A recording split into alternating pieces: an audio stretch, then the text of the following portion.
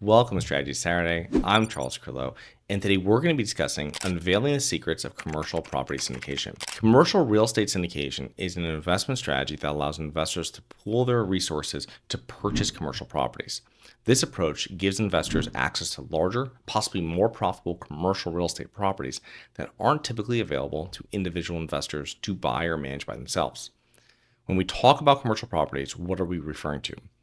This can be office buildings, retail properties, industrial warehouses, self-storage complexes, mobile home parks, hotels, and multifamily apartment complexes. So apartment complexes with 5 or more units. And the typical syndication structure consists of 2 parties. The first is the sponsor, also known as the general partners, GPs, key principals, deal operators. And this group organizes the syndication and handles all aspects of the project, from choosing the market, identifying the property, assembling the team, raising capital from the limited partners, closing on the property, working to execute the business plan, and ultimately selling the property. Now, the second group are the investors, also known as limited partners, the LPs, passive investors, and the investors simply review the deal and invest their capital. Once the investors have wired their funds, their active role in the project is over. So let's break down the typical syndication process. Number 1 is the formation. So the sponsor locates a commercial property, underwrites the property, and conducts thorough due diligence, including market analysis and financial projections for the proposed business plan. They enlist the services of their team, including the attorney, the lender, the property manager, property inspector, and various contractors to complete the step.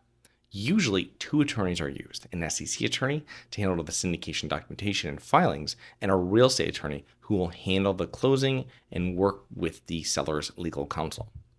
Number 2 is capital raising. So once the deal is in motion, the sponsors begin the fundraising process where they will contact their investor base and offer them the ability to invest into this new project. Now, there will be a pitch deck, a webinar, and the ability to get on a call with a member of the general partners team to discuss the opportunity. Investors must review and sign several legal documents to proceed and wire their investment funds in. Number 3 is management. So once the deal is closed, the real work begins. The sponsors work to execute the business plan over the next 5 to 7 years while providing monthly updates to the investors along with regular profit distributions that usually begin 6 to 12 months after the closing on the property. Now, during the investment hold time, investors will work to improve operations. And number 4 is the exit and liquidity event. So once the business plan has been executed, or in many situations, a potential buyer contacts the sponsor or the sponsor's broker to buy the property and complete the business plan themselves, either way, the property is sold and the funds are distributed to investors and sponsors as outlined in the syndication documents. Now, some of the main benefits of syndications include, number 1, diversification. So investors can diversify their portfolios easily by passively owning a portion of various commercial properties across different markets and different asset classes. 2 is going to be access to larger properties. So syndication allows investors to participate in larger properties and projects which are usually unavailable to individual investors. 3 is professional management. So experienced sponsors oversee the entire property and all the contractors and employees required to operate it. Of these contractors, the most notable is the property management company. 4 is the possibility for higher returns. Larger properties typically can provide their investors with higher, more consistent, less volatile returns because of the economies of scale that it has. So what are some of the risks associated with syndications? Off the bat, number 1, sponsor risk. The success of any syndication largely depends on the sponsor's experience, integrity, knowledge, and management skills. Next is illiquidity. So real estate investments in general are illiquid investments, and investors need to invest funds they do not need to access during the investment hold time, which can be upwards of 10 years. Next is market risk. So market dynamics can change during an investment's hold time. If the property is in a growing market and neighborhood, this will increase the investment's value, but if the market begins to decline, it can negatively affect the property's value.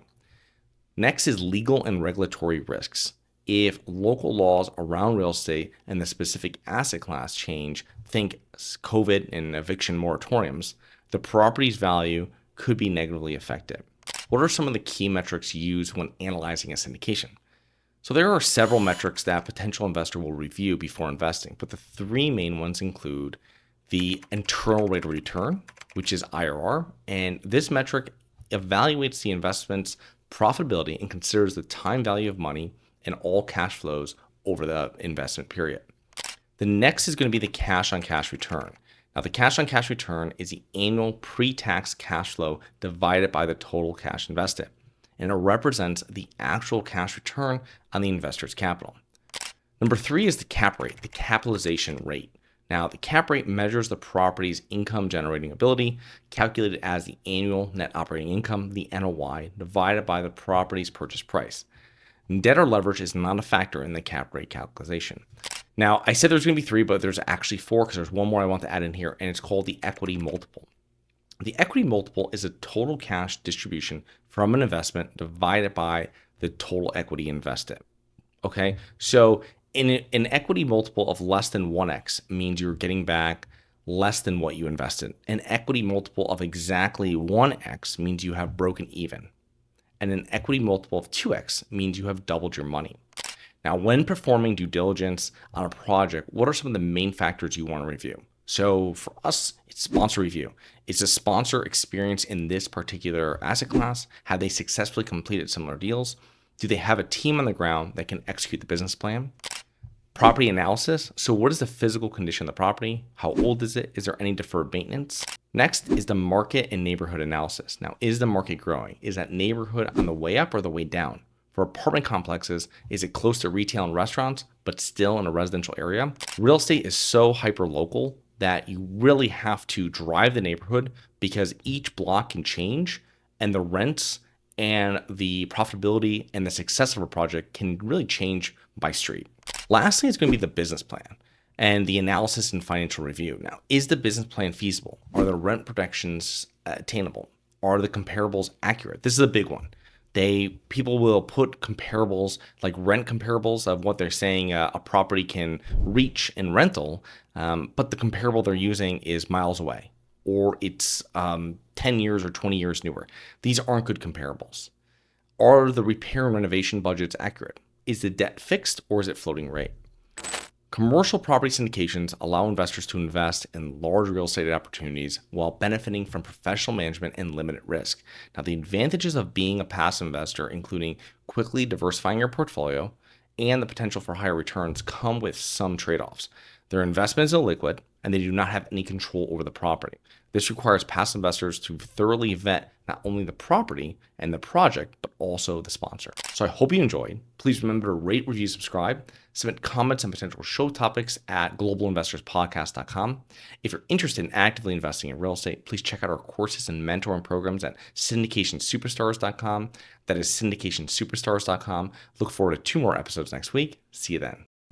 Have you always wanted to invest in real estate, but didn't have the time, didn't know where to find the deals, couldn't get the funding, and didn't want tenants calling you? Since 2006, I've been buying income-producing properties in great locations that provide us with consistent passive income while we wait for appreciation in the future and take advantage of tax laws while we're waiting.